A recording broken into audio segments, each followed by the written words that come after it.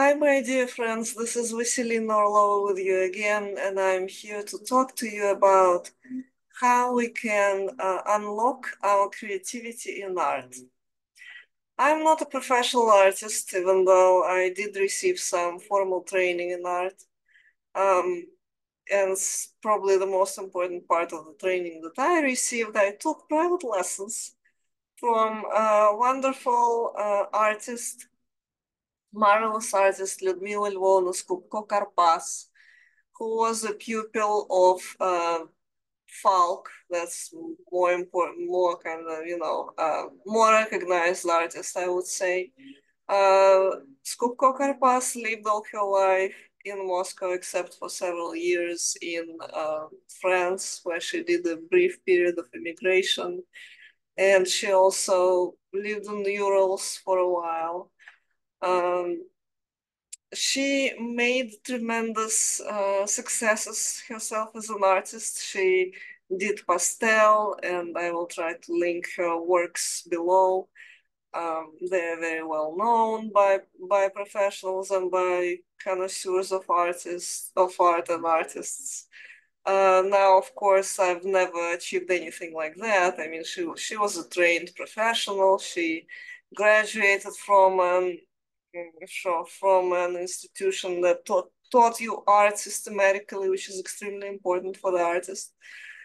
But I drew and painted on and off all my life, and I derived joy from it. I derived a lot of joy from it, and I think we all can afford to do that with our lives. We all can have these moments of touching art and experiencing a transformative power of art, because art is extremely reinvigorating. Art is allowing you to live a much deeper and fuller life than you would otherwise. But people often abandon art when they begin growing up, when they are not children anymore.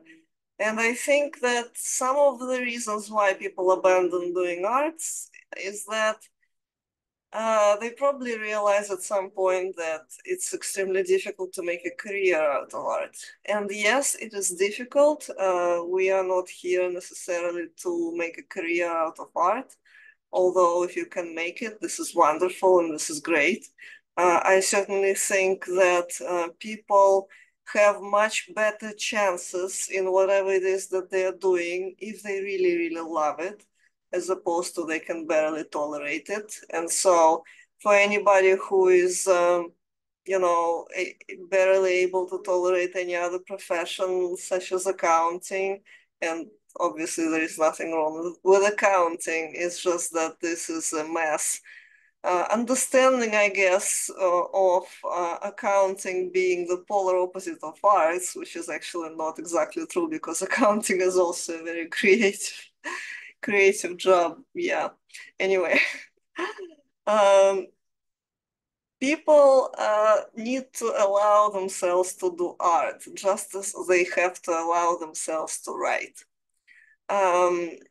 For that, you kind of again have to suspend your inner critic, who is your worst enemy. This critic will never permit you to do anything because they want you to be perfect. And I feel like we are tend to approach art from the position of, I'm going to create a masterpiece.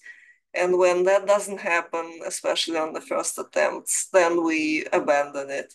However, I feel like art has to be approached from a completely different perspective. It has to be approached from the perspective of humility, from the perspective of readiness to be able to learn, of willingness to learn, of from the perspective of understanding that yes, maybe you will not say the new word in art, at least not maybe right now, but you can still permit yourself to experience the joy that art is able to bring.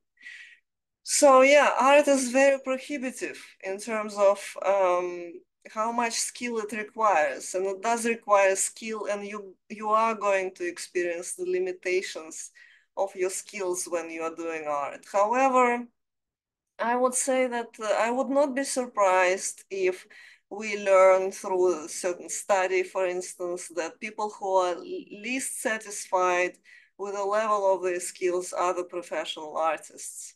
So the better your skills are, the more dissatisfaction you will experience with their level. So it is maybe even better to barely have any skills, but for as long as you can really permit yourself to do art and derive joy, you can still be in art, and there is nothing wrong with that.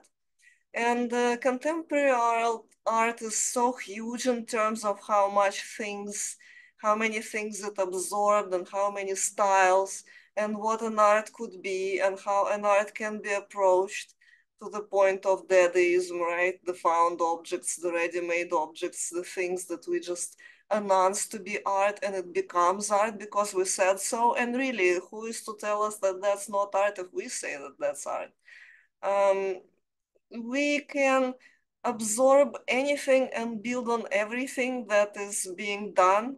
Like, you don't have to try to repeat the medieval masterpieces. You don't have to repeat the works of Renaissance artists. You can basically derive from what appears to be doable. I noticed that a lot of artists like to borrow from Matisse, and that has every reason. You have to borrow. You don't have to kind of, be afraid of plagiarism in art. Of course, if you're taking somebody else's works and this author is not well known, now this is problematic. But as far as Matisse goes, nobody is going to call you out on plagiarizing Matisse, because Matisse is the foundation of what we have been doing. You can look at Rothko, and I'm not saying that this kind of art is more easy to do than realist or ultra realist in particular art.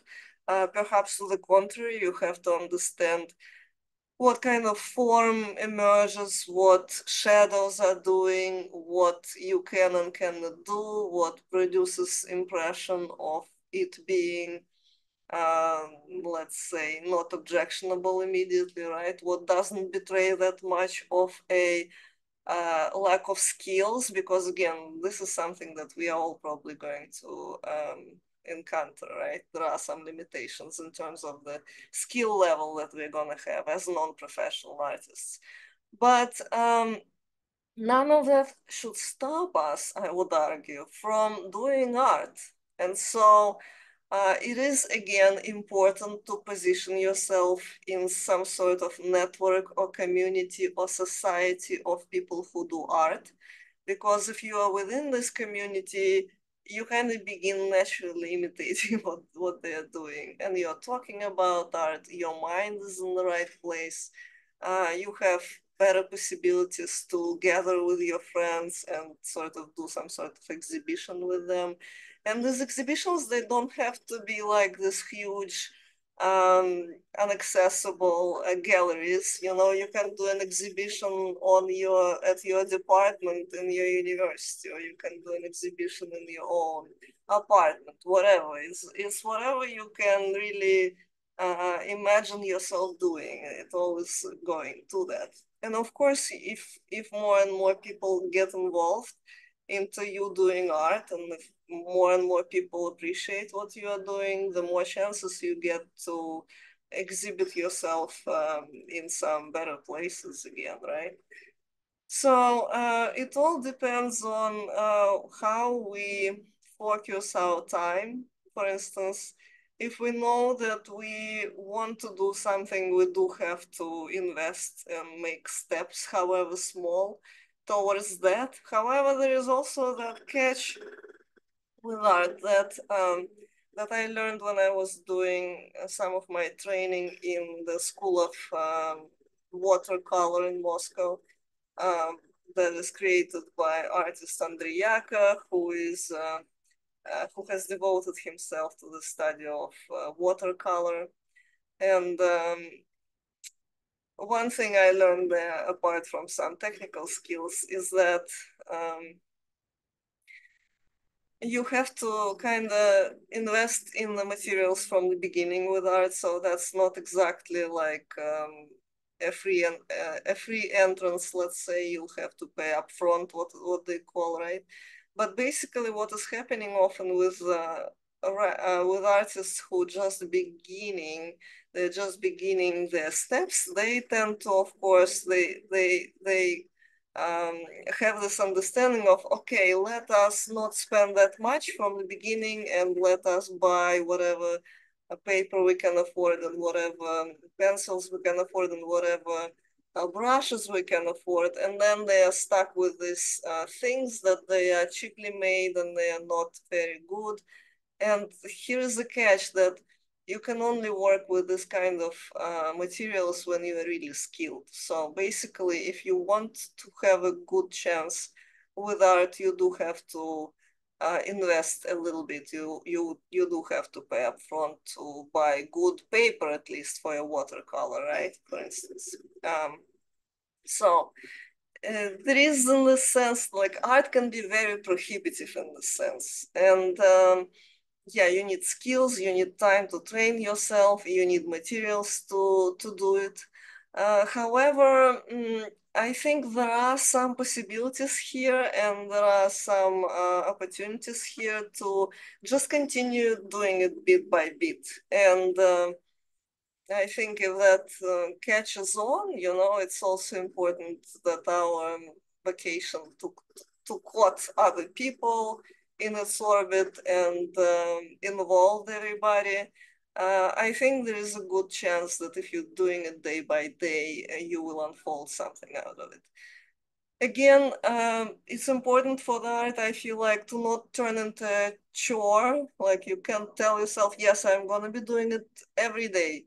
But if you can do it every day, like if you can do just a little every day, that is, of course, allowing you to do much more than you would otherwise. So I'm hoping that we can maybe talk more about how you can up your skills in art, what you have to do in order to position yourself within the society of art creators in our sessions, perhaps. But also, I hope that you can pursue art even if you decide that, that's not a career you want to do, or if you decide, okay, I cannot really make a living out of it. That's not the reason to stop doing art, because art is just so illuminating. It just makes you so happy when you do it. It just allows for so much more to be happening throughout your day if you just do a little bit of art, some sketches here and there, doodling perhaps, and of course painting and pastel and other forms. I'm hoping you still can have some sort of section of your day devoted to art. And I'm hoping that you are having a great day.